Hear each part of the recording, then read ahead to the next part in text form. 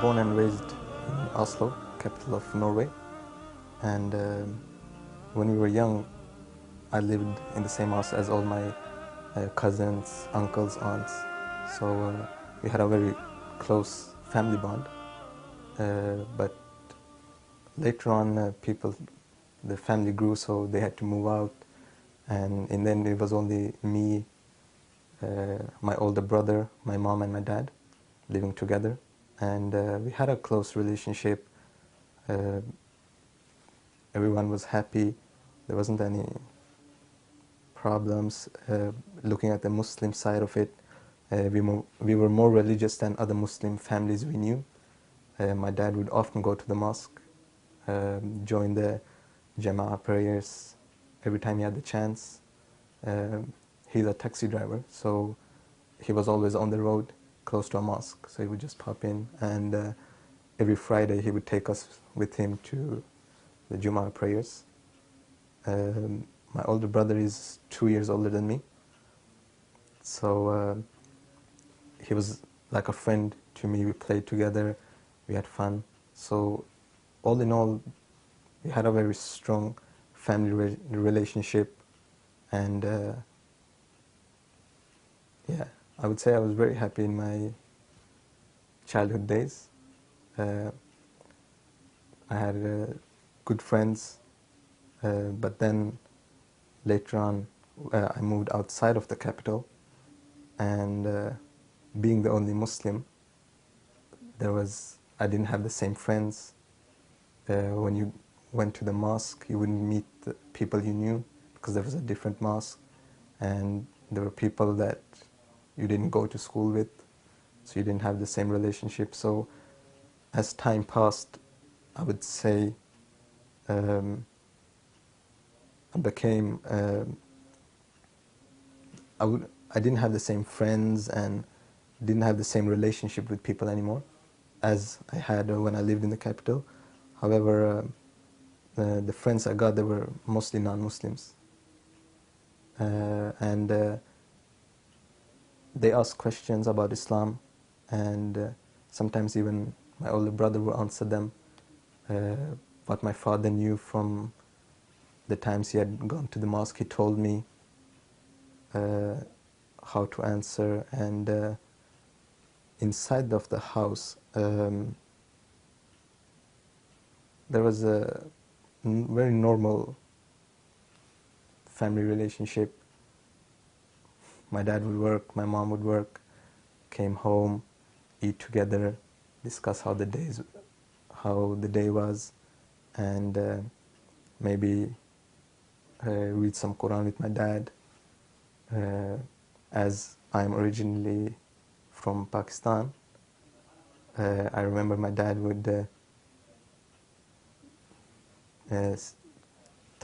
told me to sit down and start read Urdu and some Arabic as well.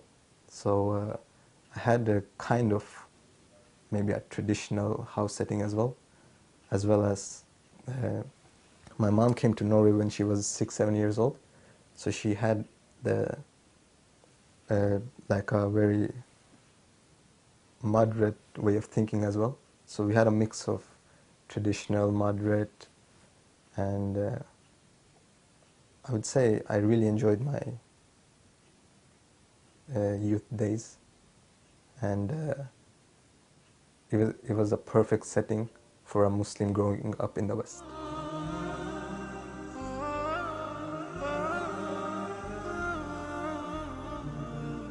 I remember what affected me the most would have been the 9/11 attacks. I was 11, 12 years at that time, and I remember when that happened, everybody started blaming Islam, and every Muslim was looked as a terrorist. I remember reading about it in newspapers. Muslims were treated badly, and when I went to school, people naturally asked me questions that, okay, you Muslims are like this, so you are like that. So again, then you have to come up with answers and you try to explain, no, I'm a Muslim, I'm living in the West, I don't have those ideas, I'm normal just as you are, living my life, no extreme thoughts, no nothing. So that maybe affected me the most. And after that, there were like the bombings in Madrid or the bombings in London, 7/7, and those didn't have the same impact as 9/11, because 9/11 was, nobody expected it, and it was, if I could say, the first time in the West as well. So it was, everything changed. The setting around the Muslims in Norway, everything changed. So I don't think it's only me, but almost every Muslim in Norway and in the West had to come up with answers to why this happened, or why they don't support things, extreme things like this, tragic incidents. So, and now, not long ago, in the summer, there was a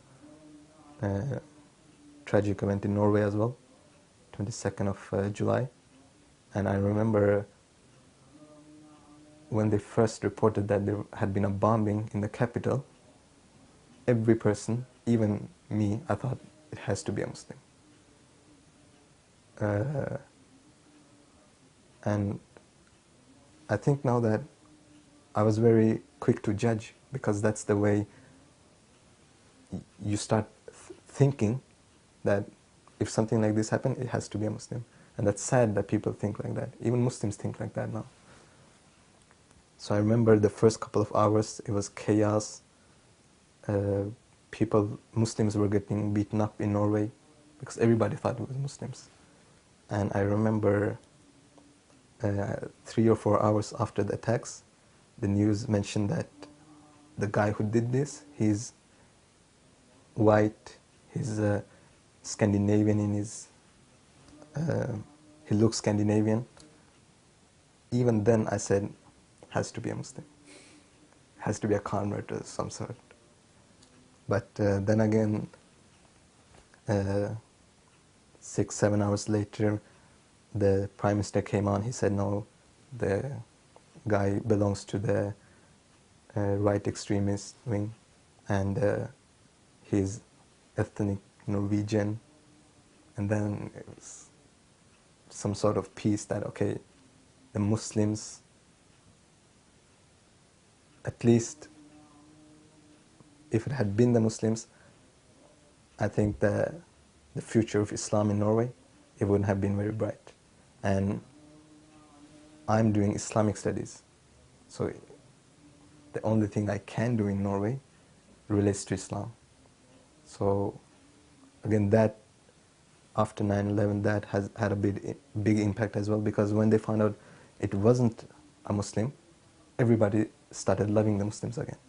They're like, okay, now we're one nation, we're one, everybody's one, and everybody was standing together. The Prime Minister and son of the king, he went to the mosque and gave a speech about unity. So as a Muslim in the West, I was quite emotional, especially if you live in Norway, and I love my country. So it was quite good to see that actually the West and Islam can come together and have unity.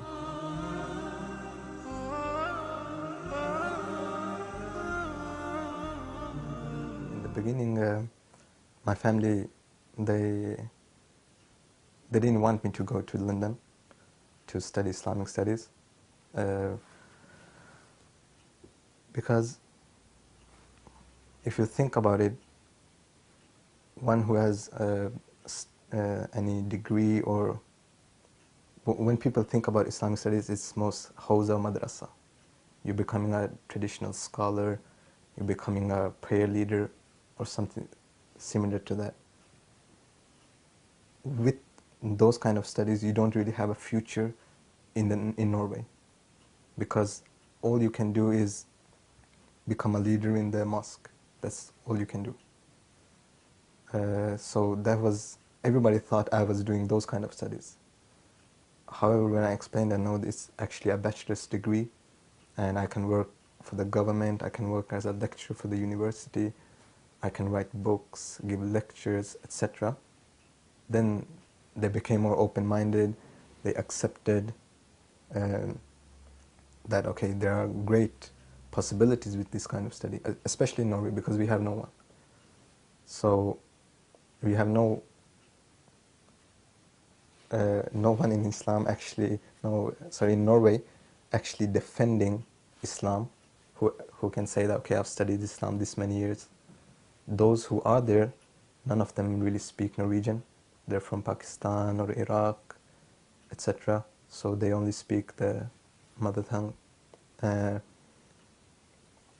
So again, this, in Norway, there's a lot of possibilities, and when my family came to understand these possibilities, they supported me. They said, yes, go, study a lot, you have to do great, because we need a person with a degree in Islam in Norway. So there has always been support.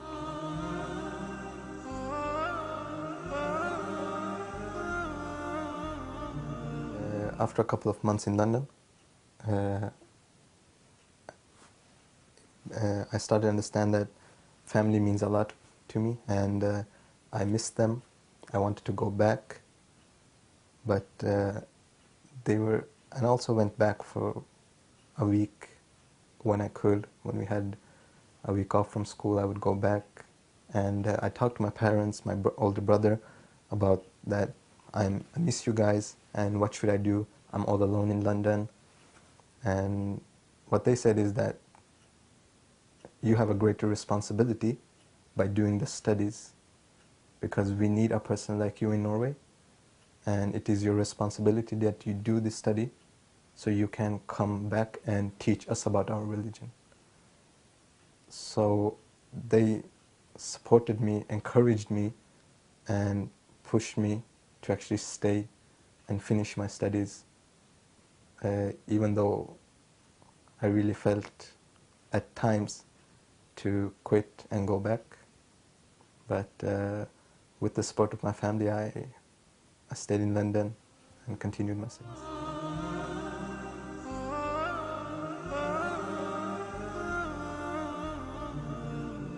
When I first converted, I didn't tell anyone except for my few friends in London, like classmates or the guy I was living with.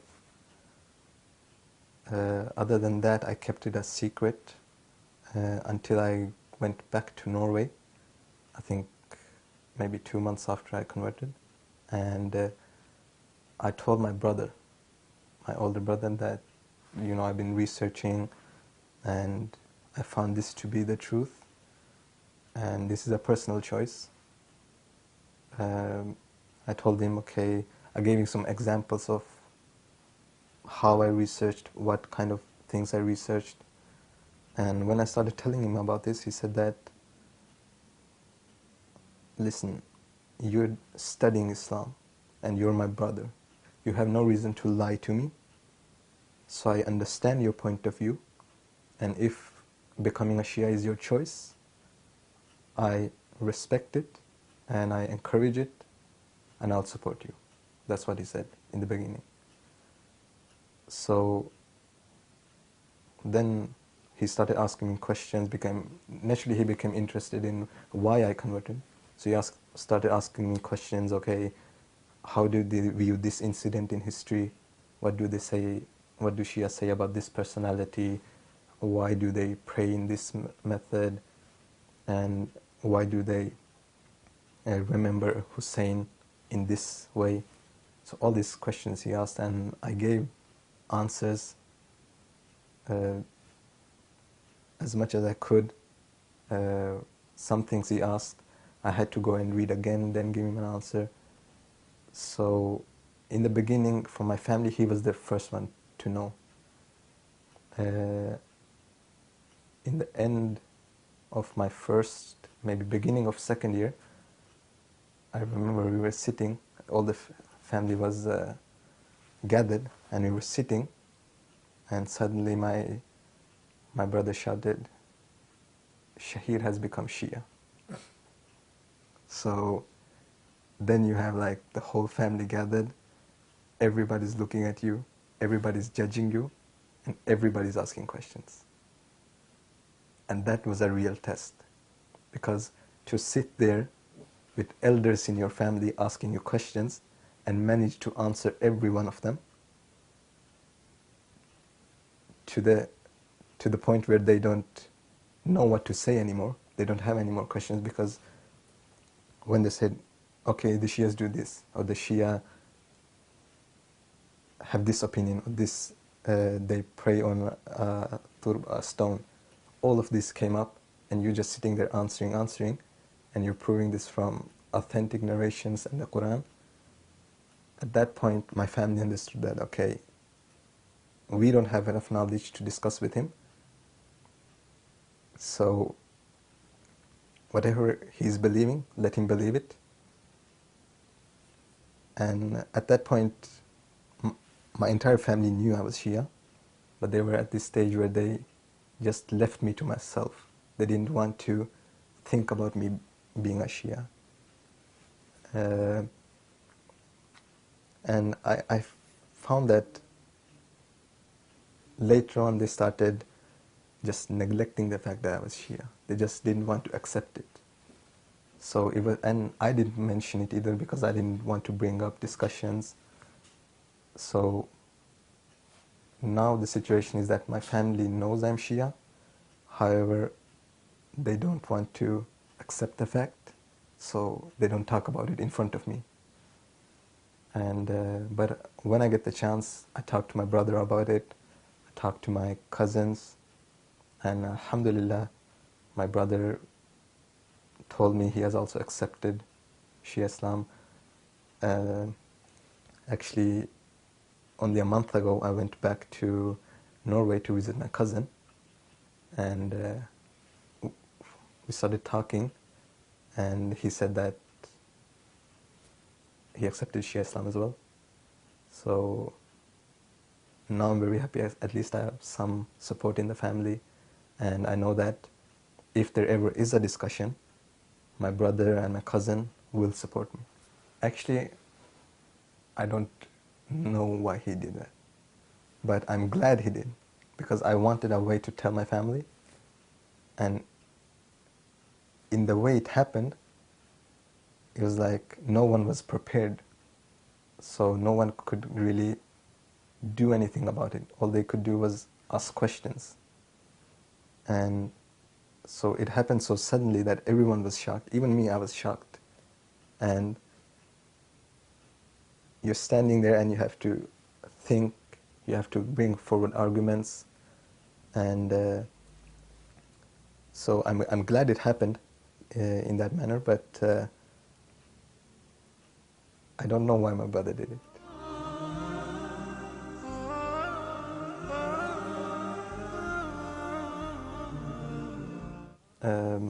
I'm very happy that they haven't thrown me out of the family or out of the house. I'm very happy for that.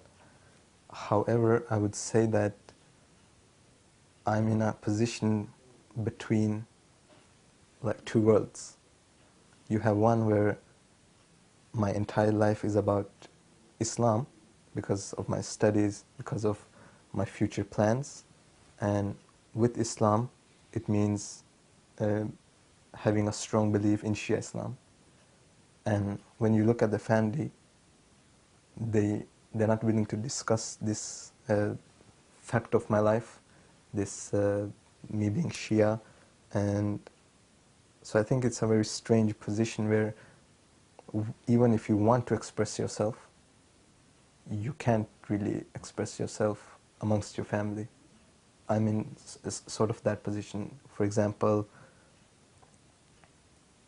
during Muharrams, if you want to go listen to a lecture, now, alhamdulillah, in Norway, I started giving lectures for Muharram in Norwegian. And so you always think, how am I supposed to tell my family, okay, I'm giving to a mosque to give lectures on Muharram, when they don't want to know that you're going there. So what are you supposed to tell your family? Or when you're going to pray and your dad says, should we pray together? And you know if you pray in that way in front of him, maybe he'll get angry and he don't want to see you praying that way. So what do you do then? So you're in this kind of a strange position where you don't know what to do at times. Alhamdulillah, as I'm in London, I haven't really experienced that a lot yet. So because whatever you do, most of your time in London, you're alone, so you can express yourself freely. However, when I go back, I look forward to experiencing that side of life and try to cope with this dilemma.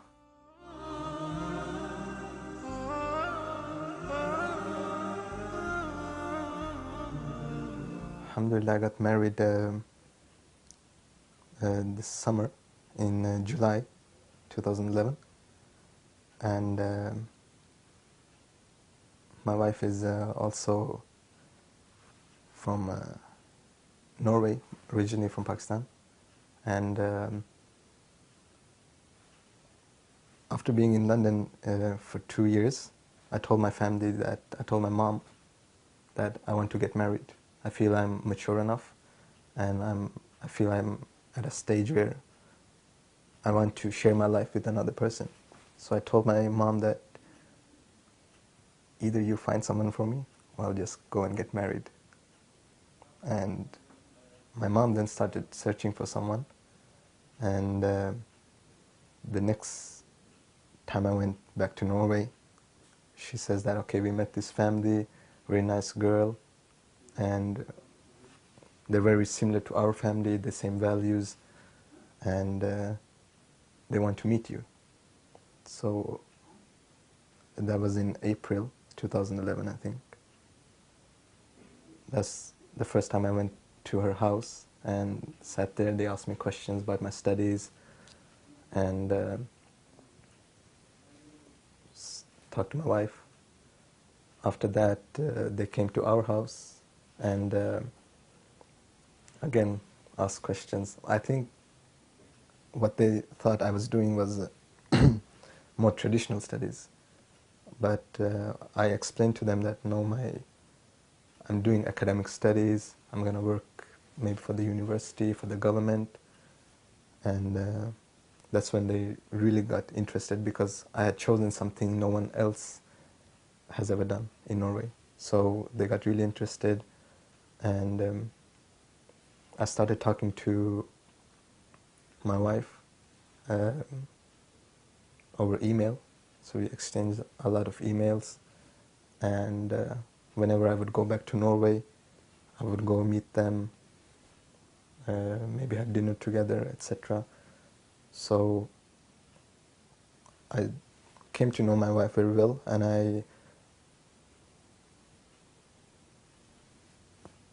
I'm going to say I'm very grateful that my mom introduced us, because looking now and looking at how she has accepted me being a Shia, because of course they were Sunnis, and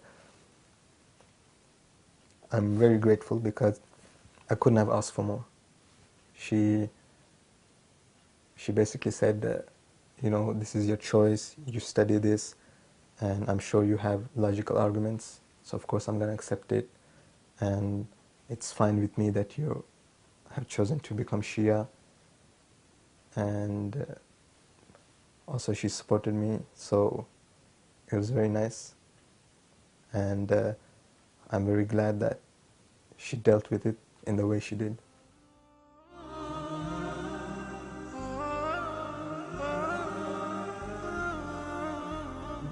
When I started with this study, when I first came to London, my plan was to do like a PhD in London. I was thinking that I would stay the entire time, 7 years, 8 years, continue my study in London. However, I've been here 3 years now, and I'm married, so I really don't want to be here anymore. I love Norway too much to actually stay here for uh, 8 years. So now my plan is after my BA, go back to Norway, do my master's in religion, history of religion, then go on to do a PhD in Islamic history. Other than that, I want to become a lecturer at university in different mosques, different events, and write books. That's, I think, my main goals. Hans lillebror Imam Hussein. Dette fører til at muslimene i Kufa avlegger ed til Imam Hassan. Men vi finner at siden Muawiyah har vært guvernør i Damaskus i over 20 år, han har skapt et eget rike, han har hatt makten såpass lenge at because the problem is we have no one in Norway actually standing up for Islam who has a background in Islamic studies. So I know that the Muslims in Norway, they feel that there is a need for someone who can actually give some good answers, who can bring forward some evidence, someone who is not too extreme or too liberal. So I'm actually looking to be that person. I often think about this and discuss it with my friends, that my main goal is to actually create a good understanding of Islam in Norway. Because at this point you have youth who really don't know what Islam is, who can't really explain to you what their belief is in regards to God or Prophet Muhammad, etc. So I want to create a strong relationship between the youth and Islam.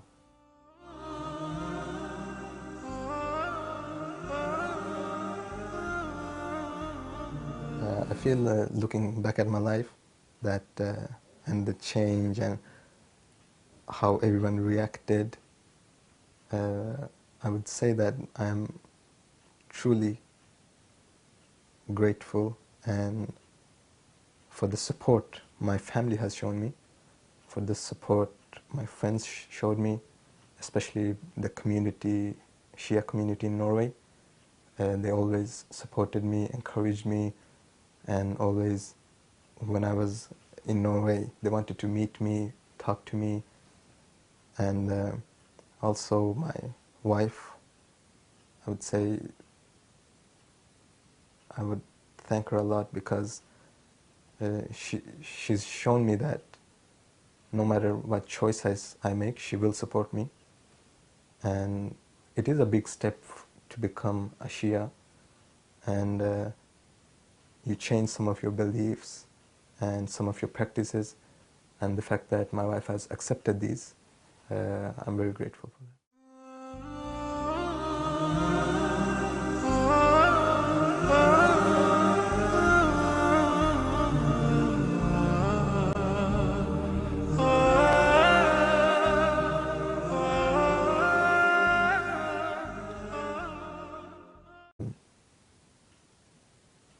There was a very normal family relationship. My dad would work, my mom would work, came home, eat together, discuss how the day was, and maybe read some Quran with my dad. As I'm originally from Pakistan, I remember my dad would told me to sit down and start read Urdu and some Arabic as well. So I had a kind of friend to me. We played together, we had fun. So all in all, we had a very strong family relationship, and yeah, I would say I was very happy in my childhood days. Uh, I had good friends, but then later on I moved outside of the capital, and being the only Muslim, I didn't have the same friends. When you went to the mosque, you wouldn't meet the people you knew because there was a different mosque, and there were people that you didn't go to school with, so you didn't have the same relationship. So as time passed, I would say um, I became I didn't have the same friends and didn't have the same relationship with people anymore as I had when I lived in the capital. However, the friends I got, they were mostly non-Muslims, and they asked questions about Islam, and sometimes even my older brother would answer them.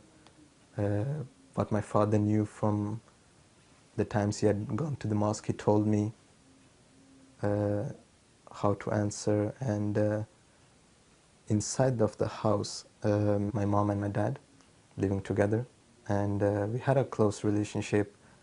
Uh, Everyone was happy. There wasn't any problems. Looking at the Muslim side of it, we were more religious than other Muslim families we knew. My dad would often go to the mosque, join the Jama'ah prayers every time he had the chance. He's a taxi driver, so he was always on the road close to a mosque, so he would just pop in, and every Friday he would take us with him to the Jumu'ah prayers. My older brother is 2 years older than me, so he was like I